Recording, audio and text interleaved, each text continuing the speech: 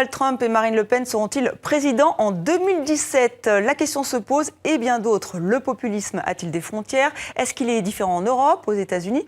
On en débat avec nos deux invités. Bonsoir. Bonsoir. Alors, Henri Dellers-Neider, vous êtes historien spécialiste du populisme et de l'extrême droite en Europe. Vous êtes l'auteur de Démocratie en péril, que voici. Et François Durper, vous êtes spécialiste des États-Unis, vous êtes l'auteur d'un livre récent, Le Petit Trump illustré par l'exemple. Vous avez beaucoup de travail en ce moment, je pense qu'il n'est pas complet. Et enfin, la présidente, on reconnaît ici Marine Le Pen, donc c'est une bande dessinée, c'est de la fiction, voilà. Sur, mais dans la présidente, c'est Hillary Clinton la présidente. Oui, d'accord.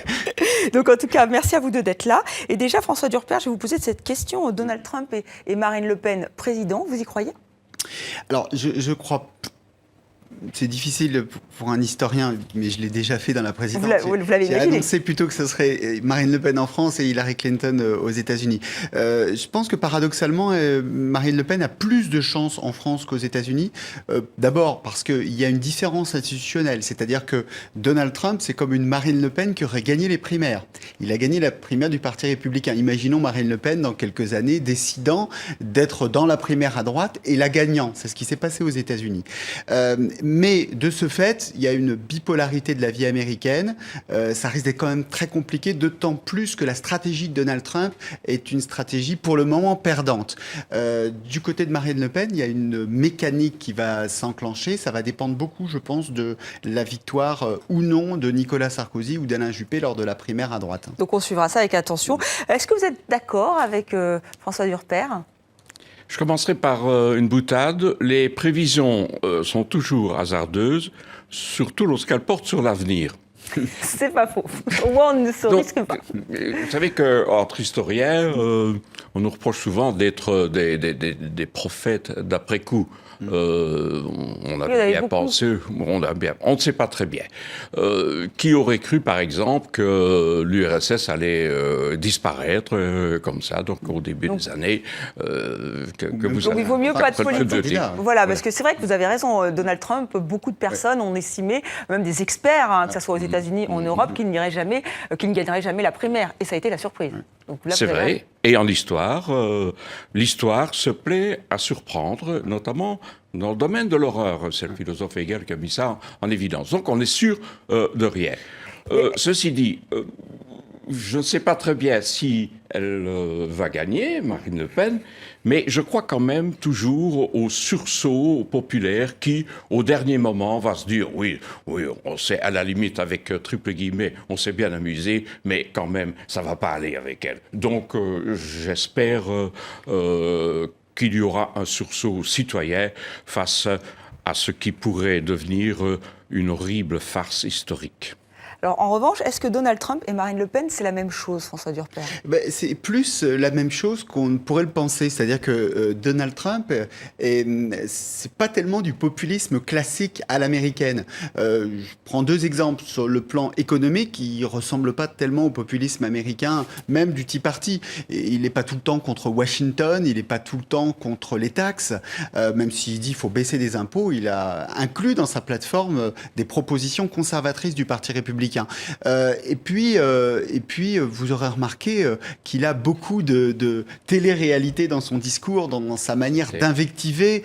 Donc c'est un populisme très méconnu, mais du côté européen, on s'y retrouve parce que dans son champ lexical, il y a beaucoup de choses qu'on retrouve dans le discours, par exemple, d'un Jean-Marie Le Pen, et sur le plan du programme, dans le discours et dans le programme du Front National. Je prends un exemple, c'est un discours anti-mondialisation, c'est un discours des frontières, et c'est un discours qui est contre le libre-échange. Et ça, c'est très surprenant. Il y a quelques années, aux États-Unis, américanisation et mondialisation, c'était des synonymes.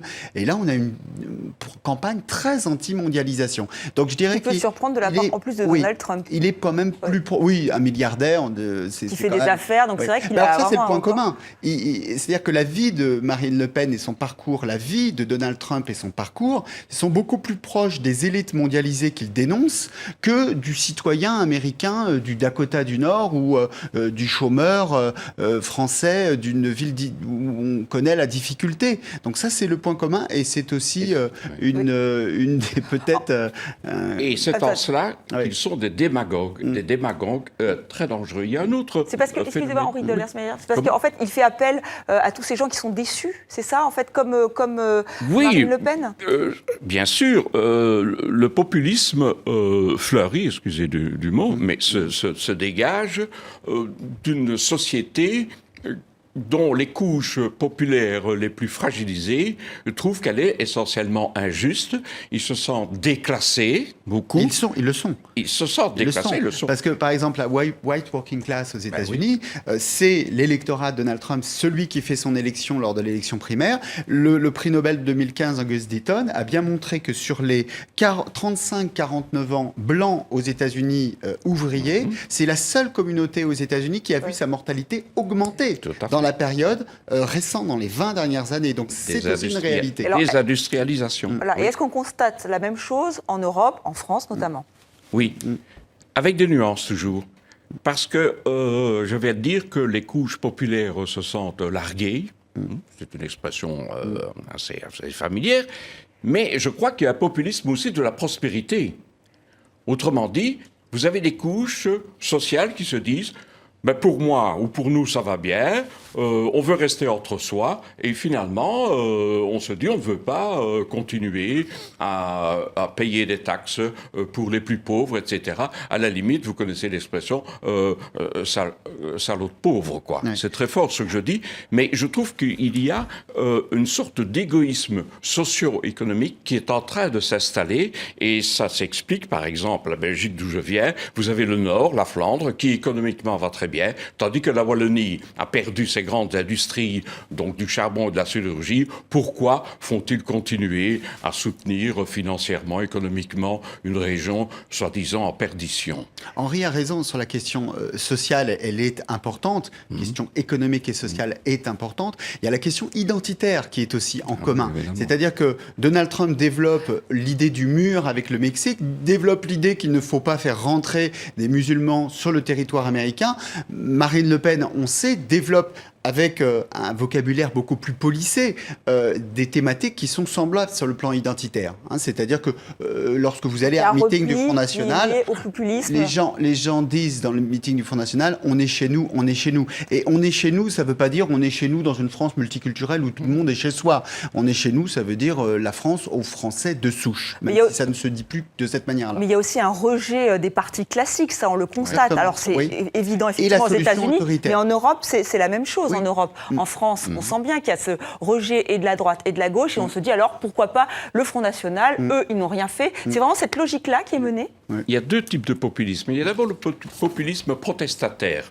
Autrement dit, c'est le pays d'en bas qui en veut à ceux d'en haut, quoi, qui trustent le pouvoir, etc.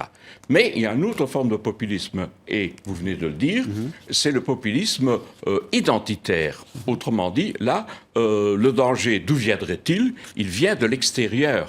Autrement dit, donc l'immigration, l'islam, l'insécurité, les réfugiés, c'est tout à fait d'actualité, là, vous le savez bien sûr. Donc, et à ce moment-là, il y a des ennemis à l'intérieur. Je ne sais pas si je me fais comprendre. Ce sont ceux qui sont pour la solidarité internationale. Donc, ce serait l'ennemi. Donc, qu'est-ce que ça signifie ? Eh bien, c'est le danger venant de l'extérieur avec les alliés objectifs à l'intérieur du pays. Ça, c'est le national-populisme et le populisme identitaire qui est extrêmement opposé aux valeurs de la République. Alors, certains partis insistent sur le fait qu'ils sont populistes, peut-être, mais surtout pas d'extrême droite. Elle est où la nuance ? Ça fait débat. Oui.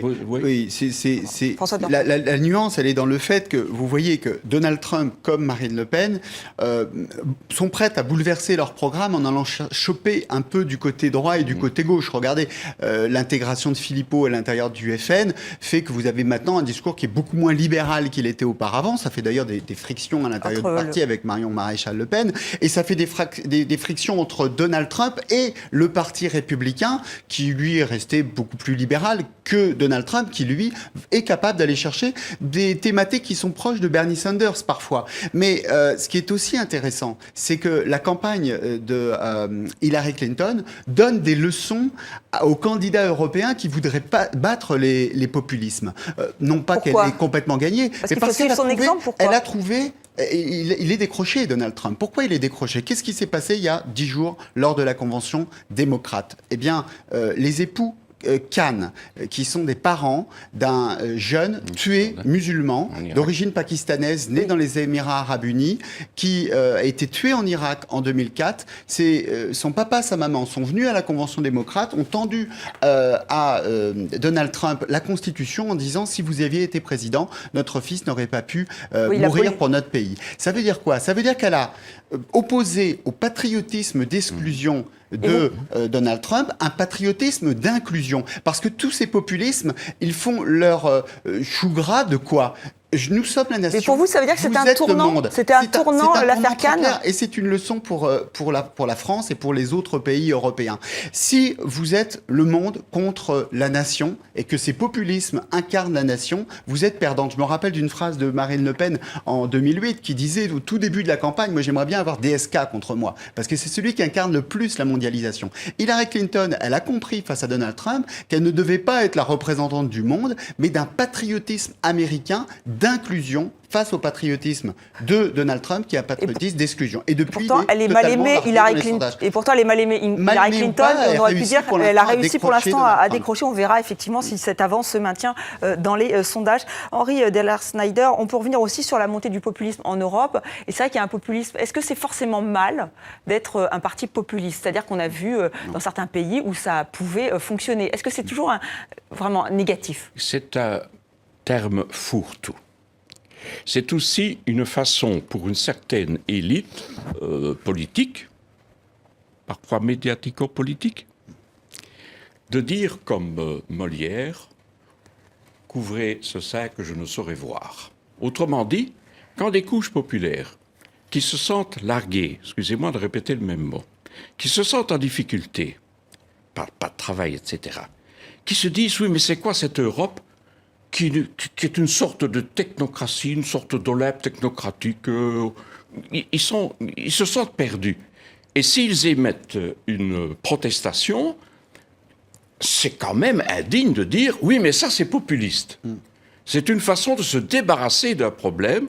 Je trouve qu'il est intéressant et il est citoyen de se dire la question est posée, mais ce qui ne va pas dans le mouvement national populiste, c'est qu'on y répond par la démagogie, par la flatterie, et aussi on intensifie les peurs. Ces populistes leaders intensifient les peurs pour se hisser sur le pavois du pouvoir. Et ça se termine toujours mal, parce que là, c'est l'autoroute vers un pouvoir personnel et autoritaire. Il ne faut pas confondre populaire et populiste. C'est-à-dire que le populaire est celui qui s'adresse à tous, et c'est très bien, on parle de post-démocratie parfois, de rapprocher le pouvoir du citoyen. En revanche, le populiste, ce n'est pas celui qui s'adresse à tous, c'est celui qui cherche à flatter l'ensemble des citoyens en étant prêt à tout. Ils ont des excès, mais ils ont aussi des contradictions. Et c'est ce côté démagogue que vous mettez en avant pour les populistes. On appelle ça poujadisme. Ou le poujadisme, effectivement, en France. Henri Dellert-Schneider, merci d'être venu sur le plateau de 64 minutes. Merci à vous, François Durclert. Je rappelle le petit Trump, démocratie en péril. Et enfin, la présidente. Encore merci.